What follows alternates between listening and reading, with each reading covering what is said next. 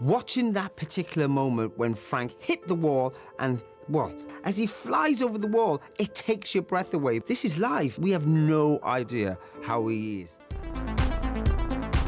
Welcome to the show. There is one type of live TV where no one, not even those involved, have any idea what's going to happen next. Sport is the pinnacle of live TV. The trouble the broadcasters got is that the event is happening without their control. They can't direct a football match. They're always a thin veneer away from just total chaos. And being a famous cycling superstar doesn't mean you're immune from suffering catastrophe in front of millions on live TV. Cyclists in the world of sport, what I'm in, we just think they're absolutely mad.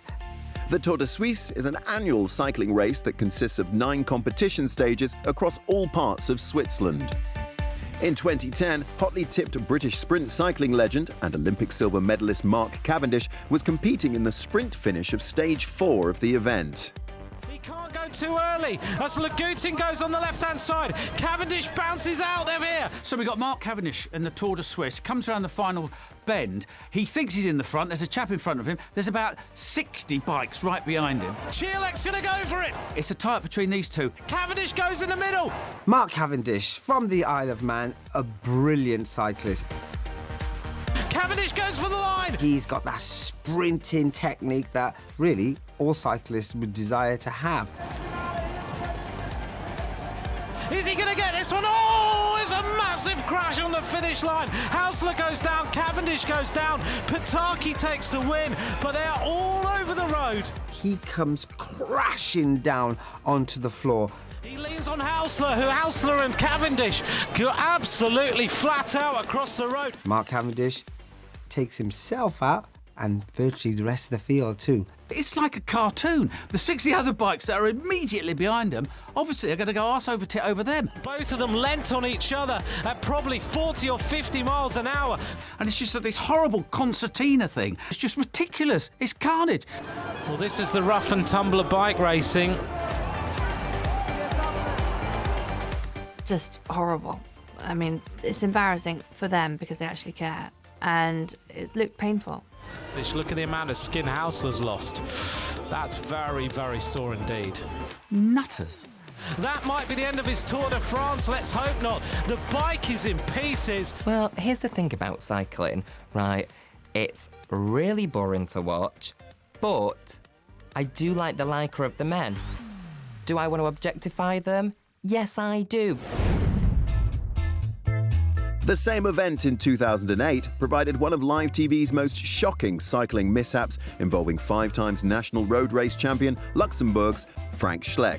Frank Schleck has worked so hard to get to the top of the mountain. Now it's time to cruise, you see, as you go down these winding roads down the Alps. If you visited the Alps, you know exactly what I mean when I say these roads are pretty windy. And he comes around the bend up this mountain, slight incline, and I spotted him that they both start freewheeling. En dit is een drama. Dit is een drama. Poor old Frank's bombed straight over and he's down the ravine. And then we hear the commentator going, Dit is een drama. Dit is een drama. And I took that to mean something's gone wrong.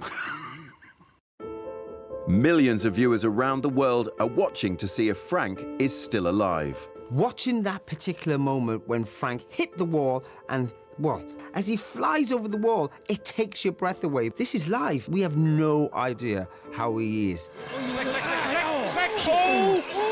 It looked frightening. I think everybody was holding their breath that he'd be okay. But remarkably, just a few minutes later, Frank is seen climbing back over the railings to re-enter the race. He's clambered back up and he's fighting to get back on his bike. You see that he's absolutely fine. And you breathe that sigh of relief. This is a guy that went off a mountain and lived. He didn't even have a parachute. I mean, well done. Those cyclists are pretty hard, aren't they?